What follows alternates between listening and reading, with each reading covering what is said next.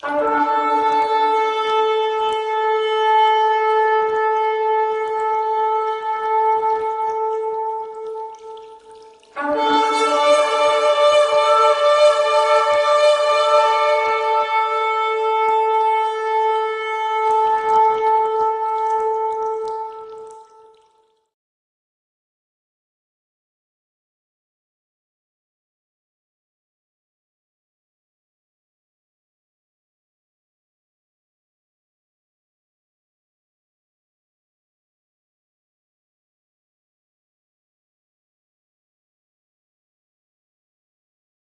alors nous autres, ce matin, on va regarder justement un nouveau passage concernant les traces du Messie.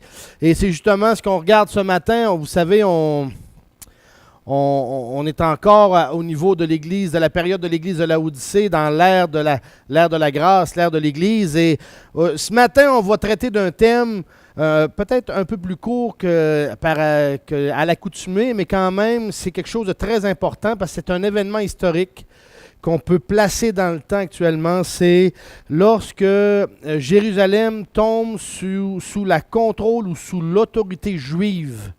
Et c'est ça qu'on va regarder ce matin concernant ça. Et vous allez voir que, comme la semaine passée, nous allons avoir un court-métrage qui va expliquer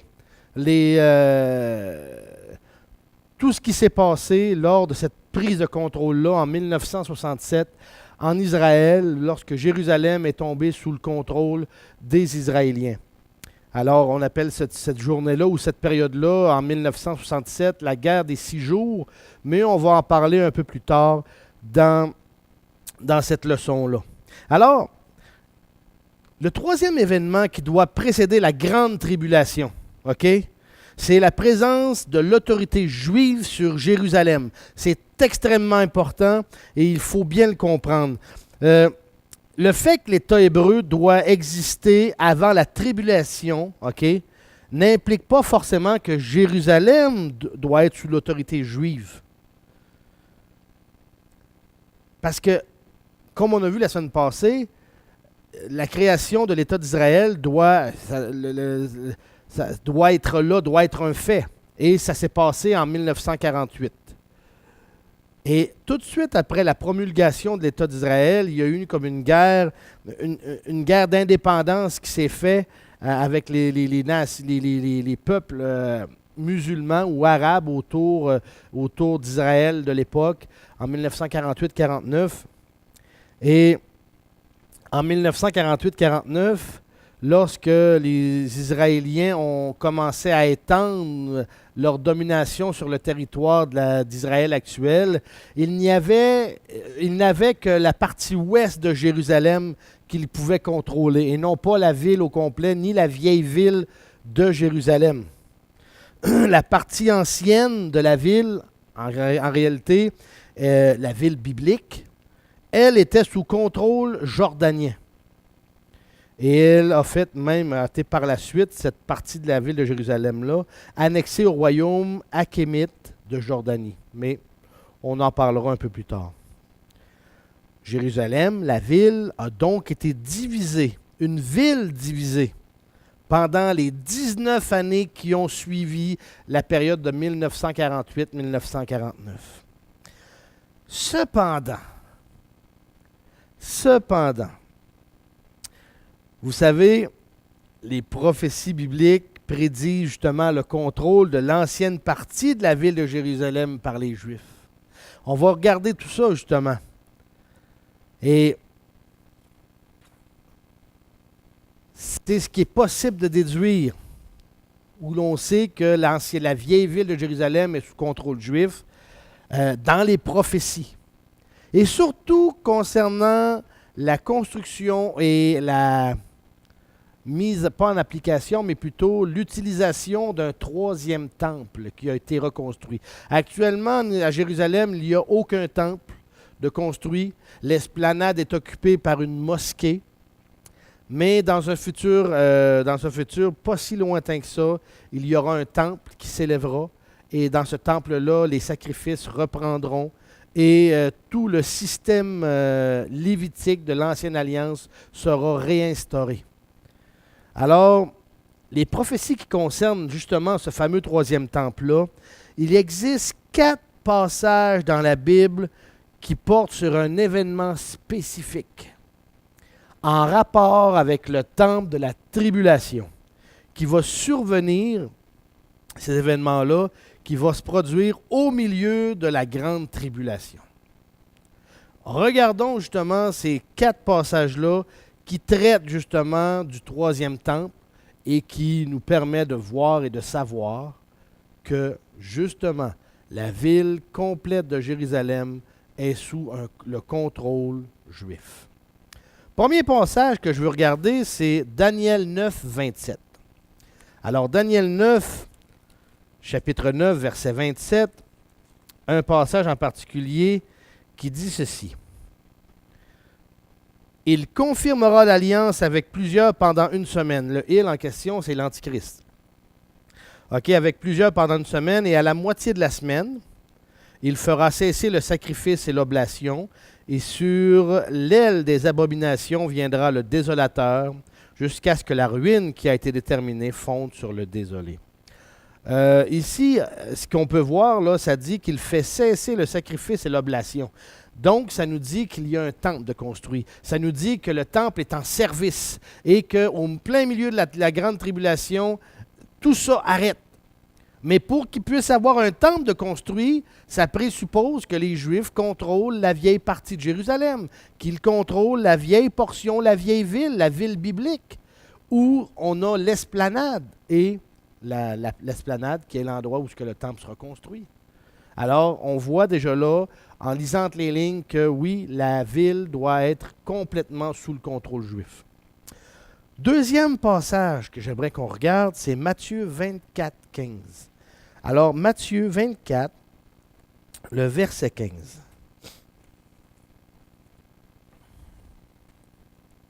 Matthieu 24, 15 va comme suit. Ça dit, « Quand donc vous verrez dans le lieu saint l'abomination de la désolation, dont le prophète Daniel a parlé, que celui qui le lit y fasse attention.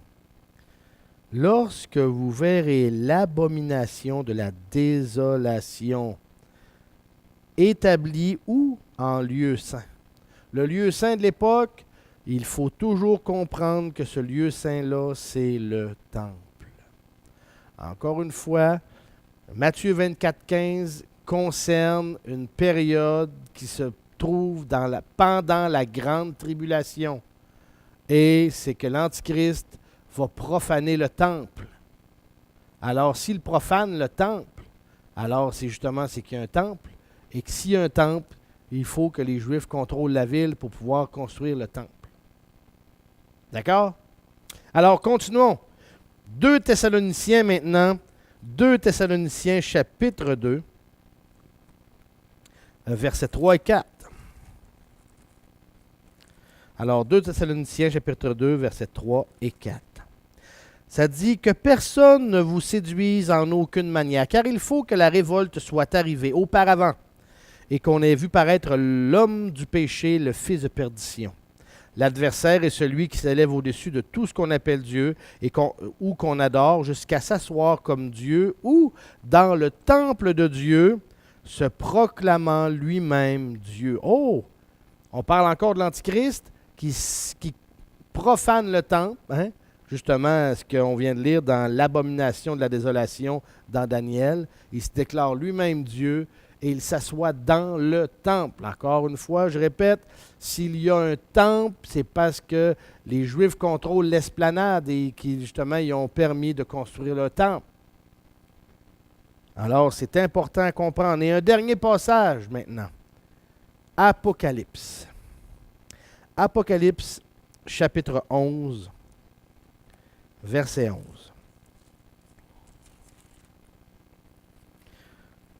Apocalypse, chapitre 11, versets 1 et 2. Désolé. Continuons maintenant ici. Alors, on me donna un roseau semblable à une verge, et l'ange se présenta et dit, « Lève-toi et mesure le temple de Dieu et l'autel et ceux qui y adorent.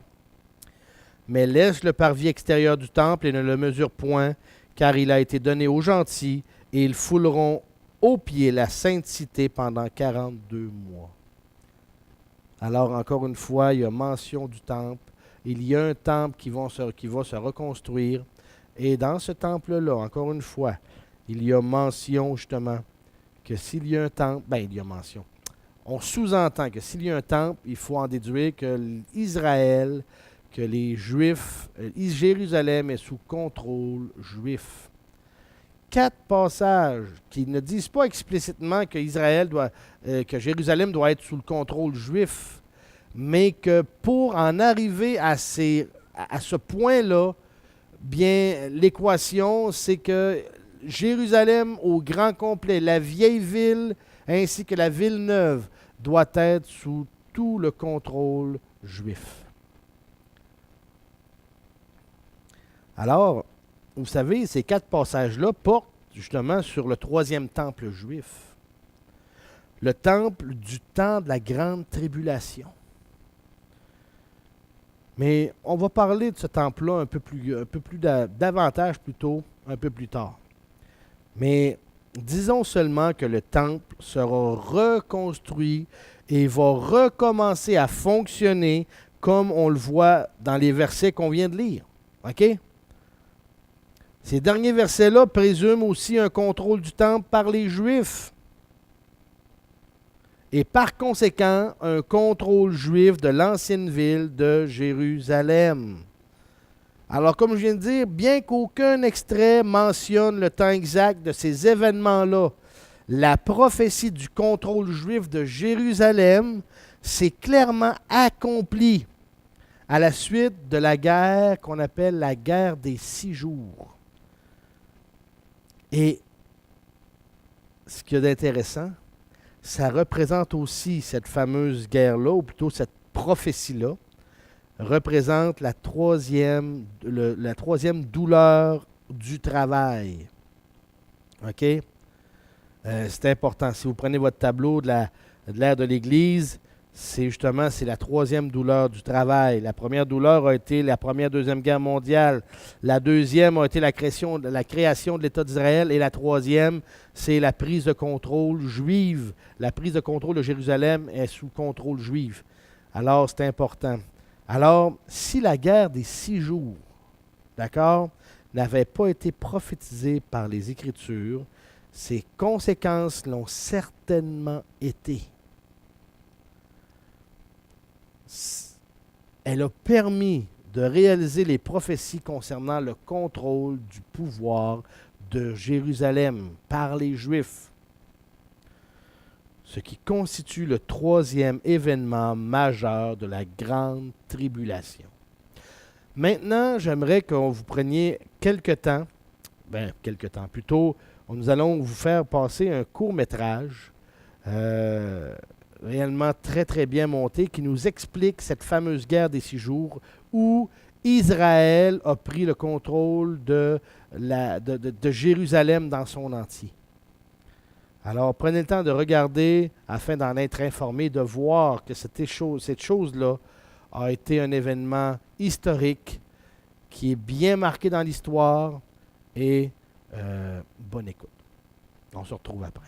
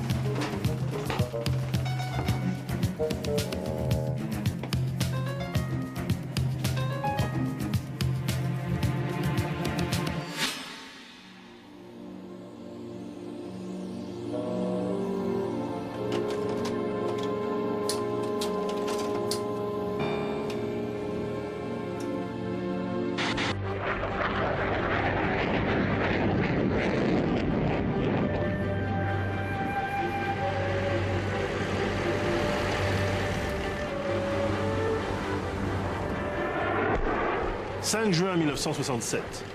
Israël, se déclarant acculé par le blocus de sa navigation vers la mer Rouge et la mobilisation de ses voisins, prend les devants et déclenche une offensive de très grande ampleur contre l'Égypte et la Jordanie. En 6 jours d'opération combinée, les forces israéliennes se seront emparées de la bande de Gaza, de la Cisjordanie, de la partie est de la ville de Jérusalem, enfin du plateau syrien du Golan, mais surtout de la totalité de la péninsule égyptienne du Sinaï jusqu'à la rive occidentale du canal de Suez. Nasser envisage alors d'abdiquer après une défaite aussi retentissante, puis devant les immenses manifestations populaires de soutien largement spontanées du peuple égyptien, il se reprendra. Mais la continuité entre les 3 dernières années de son règne et la période antérieure n'est que de façade. La guerre des 6 jours est bien la grande ligne de partage du temps qui a déterminé toute l'évolution ultérieure du Proche-Orient arabe. Avant, la position d'Israël apparaissait comme précaire à l'extrême. Au lendemain de cette guerre, c'est l'Égypte qui est contrainte à la défensive. Pour comprendre ce retournement, il nous faut expliquer le processus d'enclenchement de cette guerre, en commençant par ses causes profondes, l'attitude des États arabes depuis 1948. En 1948, les armées arabes, mal préparées, mal commandées, à peine extraites de la gangue britannique où la plupart avaient été formées, étaient intervenues en désordre contre une communauté juive de Palestine qui, elle, s'était battue le dos au mur avec une résolution farouche. Il en était résulté une première défaite historique des États arabes que leurs opinions publiques mettaient sur le compte d'une impréparation matérielle et politique. Au reste, la plupart des régimes responsables de la défaite avaient été balayés par la suite. Depuis lors, l'opinion arabe pensait très majoritairement que l'État d'Israël, l'entité sioniste comme ils aimaient l'appeler, serait inévitablement éliminé par la violence armée, combinée à la pression politique, exactement comme il avait été mis fin en Afrique du Nord à la présence française et comme s'achevait dans le Golfe Persique le protectorat britannique. Le verrou israélien devait sauter. Ce n'était qu'une question de temps. Ce refus arabe radical est évidemment la cause principale de longue durée de la guerre des 6 jours. À cela vient s'ajouter pour l'Égypte une circonstance conjoncturelle, l'affaiblissement progressif de la révolution nassérienne, tant sur le plan intérieur qu'à l'extérieur. Nasser veut alors reprendre la main et réaffirmer son autorité qui est encore grande. En retirant son armée du Yémen, où elle s'enlisait au début de 1967, il annonce la fin de la guerre civile arabe avec les monarchies conservatrices, regroupées autour de l'Arabie saoudite, et réaffirme la primauté de la lutte contre les missionnistes. Il y a pourtant encore loin de cette posture tout idéologique au déclenchement imminent d'un conflit armé. Il faut donc encore considérer une série causale tout à fait indépendante. La politique, elle aussi bien fluctuante, de l'Union soviétique, qui va peu à peu conduire Nasser dans l'engrenage de la guerre. Moscou, en effet, n'est pas passif dans cette affaire.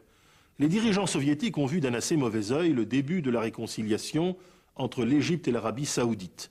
Ils savent que certains conseillers de Nasser envisagent dans la foulée une ouverture en direction des États-Unis.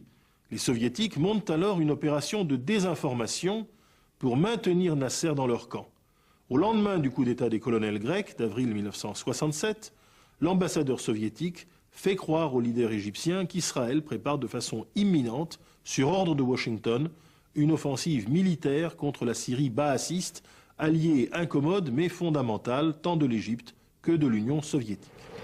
Nasser répond immédiatement par une série de mesures très énergiques qui vont de la mobilisation de l'armée au rappel des casques bleus installés le long de la frontière avec Israël dans le Sinaï et surtout au blocus du détroit de Tiran, débouché du golfe d'Aqaba et du port israélien d'Eilat sur la mer Rouge.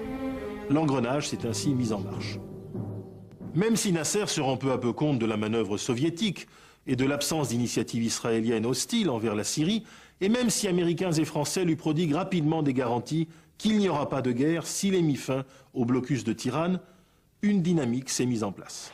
Elle lui apparaît comme très favorable sur le plan politique arabe. La création d'un commandement arabe unifié, l'échauffement de la foule par des caricatures antisémites où Israël, tel un rat pris au piège, est donné pour abattu et terrorisé, créent un nouveau climat de popularité unanimiste depuis Alger jusqu'à Bagdad. Succès diplomatique suprême, le petit roi de Jordanie, Hussein, doit lui-même venir faire sa soumission au Caire et placer ses armées sous le commandement unifié dirigé par Nasser, qui, bon prince, lui réserve un accueil honorable. Nasser a repris la main comme jamais dans tout le monde arabe. Évidemment, il eût été idéal pour Nasser d'en rester là. Et parvenu, un peu par une suite de hasard, à cet optimum d'influence, d'entamer prudemment la désescalade que lui conseillait d'engager tant le président Johnson que le général de Gaulle. Mais c'est là tout le problème de l'alpiniste. Comment fait-on pour descendre d'un sommet, surtout si l'on s'est laissé griser par l'altitude? Dans ces jours décisifs du mois de mai 1967, Nasser n'envoie pas les signaux que les Israéliens attendaient. Quels raisonnements font alors ces Israéliens? À ce stade, le cabinet de guerre israélien, présidé par le leader travailliste Levi Eshkol, et où le général Moshe Dayan, le vainqueur de la campagne de 1956 dans le Sinaï et ministre de la Défense, formule 3 hypothèses. Première possibilité, les Arabes se préparent à attaquer lorsqu'ils jugeront leur mobilisation achevée, avec le coût politique le moins élevé possible. Deuxième solution, ils ont décidé d'imposer à Israël une sorte de veillée d'armes permanente, supprimant toute vie civile normale en usant de leur très grande supériorité numérique. Ou bien encore, hypothèse intermédiaire, cette mise en état de siège débouchera rapidement sur une situation ni paix ni guerre, où des raids de harcèlement sporadiques sur le territoire israélien précariseront encore davantage la sécurité de l'État. Aucune de ces 3 hypothèses n'est en réalité acceptable pour l'État hébreu. Toutes les 3 lui feraient perdre son unique avantage décisif, la vitesse de réaction de son armée, appuyée sur une bonne maîtrise technologique.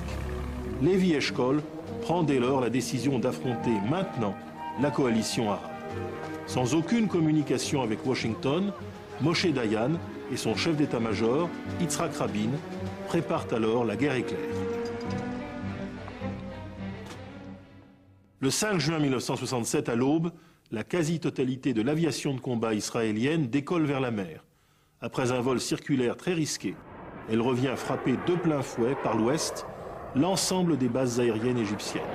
L'effet de surprise est total, 80% de l'armée de l'air adverse est détruite au sol, la supériorité dans le ciel acquise pour toute la campagne.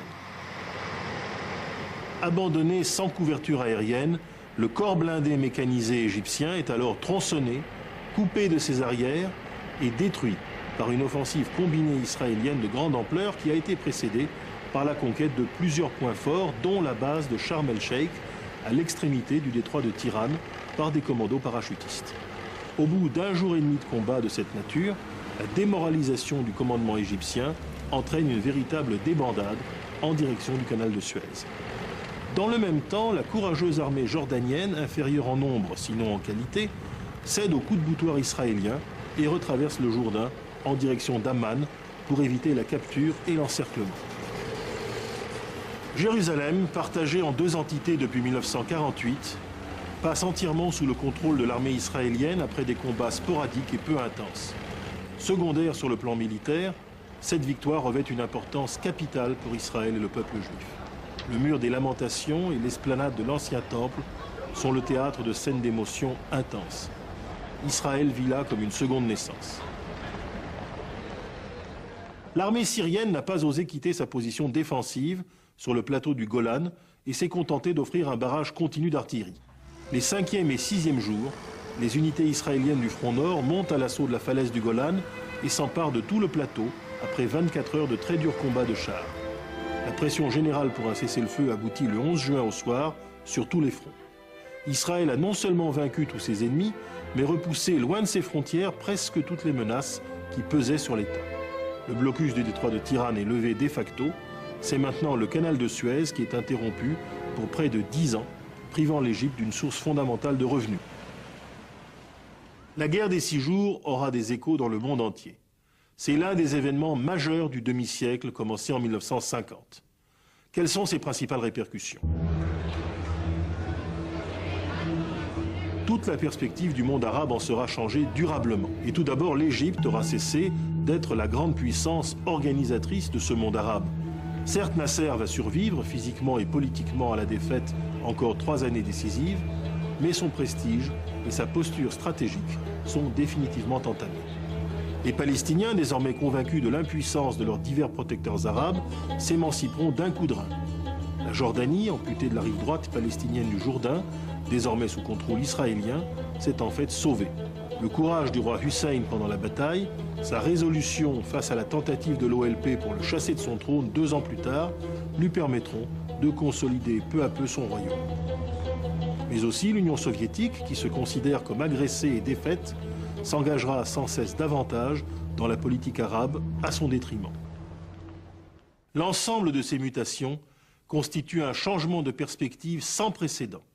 Israël, désormais contraint d'occuper et d'administrer de vastes territoires arabes, se trouve confronté à une intransigeance apparente inentamée de ses voisins et aussi à un nouvel et beaucoup plus insaisissable ennemi, l'organisation palestinienne.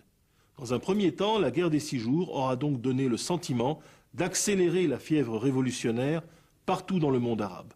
À plus long terme toutefois, en établissant la relative inexpugnabilité d'Israël, la guerre entame en réalité la longue marche vers une solution négociée entre combattants, même si ce douloureux chemin passera encore par 2 grandes guerres, en 1973 et 1982, et d'innombrables deuils.